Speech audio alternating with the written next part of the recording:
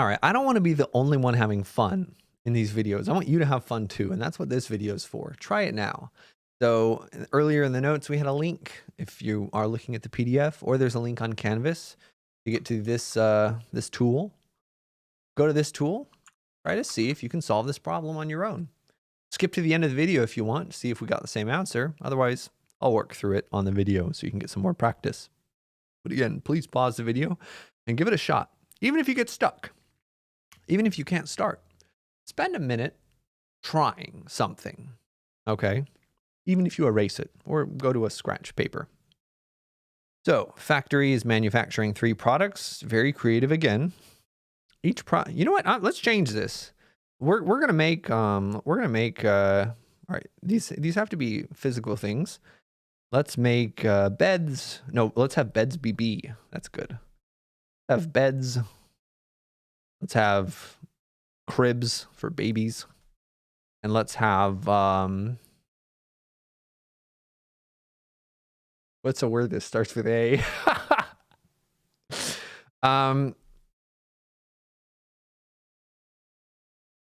We're making fake apples. I don't know. Making fake apples, beds, and cribs. Okay. Let's see. So each product requires a certain number of hours of manufacturing, assembly, and finishing time. Okay. Shown below. And we have how much available time for each department. We have the profit. It's all listed here. That's great. And then here, there will be some rounding. So we're going to round down this time. All right. So we need variables. Let's see. What are we supposed to do? Find production levels. Okay. So let's let X be. Or again, you could do A, B, and C. X be the number of fake apples created. Right, Y will be just the number of beds. Or again, you could use B and C for these. Z be the number of cribs. Keep seeing ribs here. I just ate lunch, but I'm kind of hungry anyway. All right, so we got that. What are we trying to maximize or minimize? We're trying to maximize profit. So let's write that down. We want to maximize profit. What is profit? It's going to be $175 or something for every fake apple that we make. Ooh, there's a big market for fake apples. Let's go. 130 for every bed and 40 for every crib. All right. What are the requirements that we have? Well, we're going to have a requirement for manufacturing. We're going to have a requirement for assembly. We're going to have a requirement for finishing. We're going to have our non-negativity requirement. Right? We're not making negative fake apples. So each one of these is going to be an inequality. So product A, our fake apples. Fake apples are going to take 4 hours or units of time. Oh, it's hours here. 4 hours for every fake apple we take in manufacturing. It's going to take 5 hours for every bed in manufacturing, and only 2 hours in manufacturing for each crib. But we only have 300 total hours of manufacturing. Assembly is going to be the same. 7x plus 4y. Takes a long time to assemble those apples. You can either write the 1 here or not write the ones here.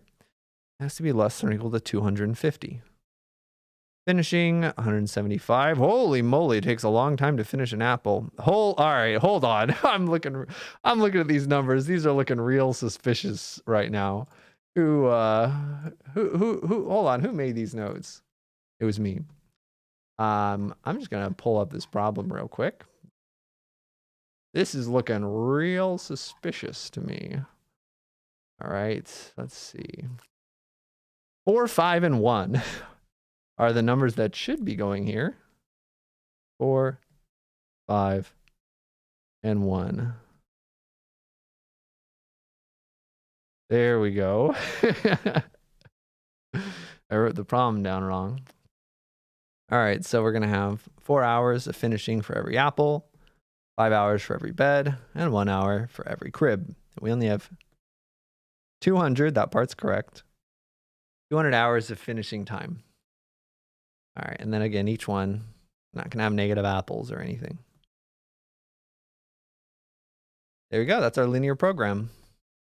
Da, da, da, da. Chuck this into a machine. Let's see what we get. Again, if you want some practice for what this looks like. Gonna look like this, maximize. The spaces don't matter. You can put spaces. Sometimes people do that to make it look nicer. 175, 130, and 40.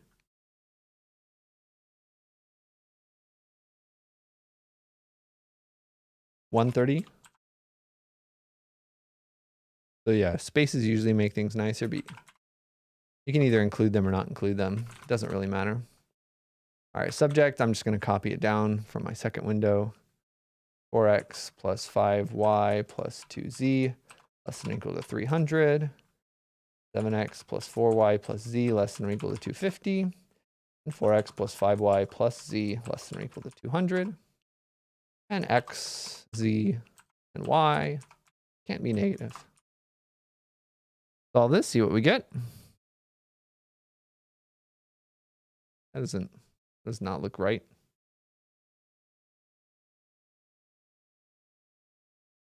Oh, sorry, I'm thinking about a different problem. That does look right. Great.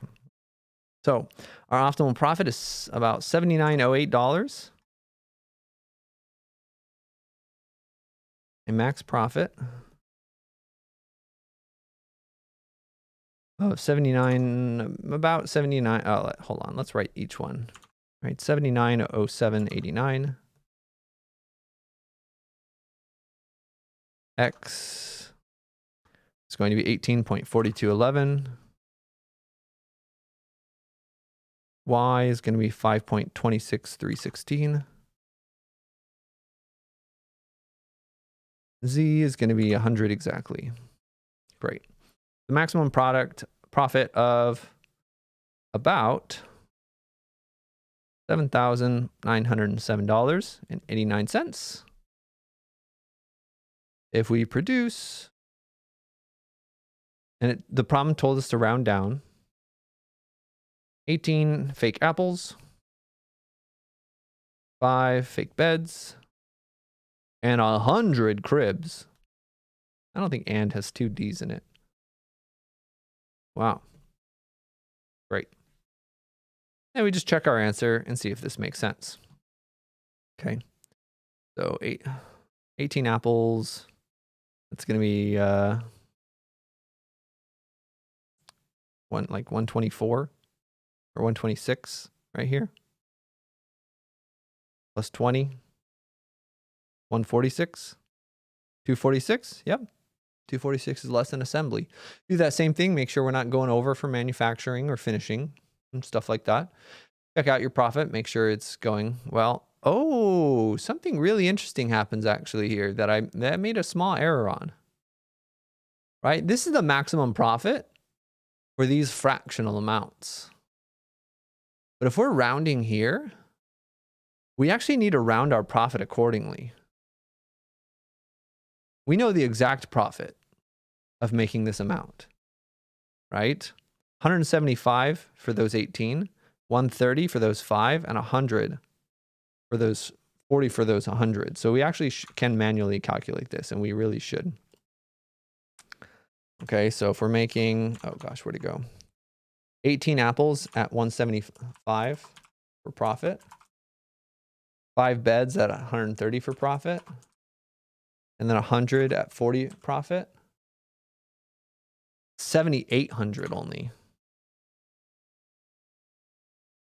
All right, and that's your answer. That's all you have to worry about. This is what we're going to put. If you didn't change your P, I'd probably give full credit. It's getting into some of the subtleties that are not super important for this class. Because what we're really getting into, and again, this is the end of the problem. We're done. You can turn off the video right now. Okay? But what we're really starting to get into is some of the subtleties with something called an integer program. We're doing linear programs right now. But if there's integer requirements, right, we can't make a fraction of a table and sell it. Okay? If there's integer requirements, the problem is actually a lot trickier. This is not the optimal integer solution, actually. Even though we rounded everything to make sure that we didn't go over, this is not actually optimal. It's close. And finding the optimal integer solution is out of the scope of this problem. We can't find it really exactly. What we do is we do the most common algorithm is called the branch and bound algorithm. And yeah.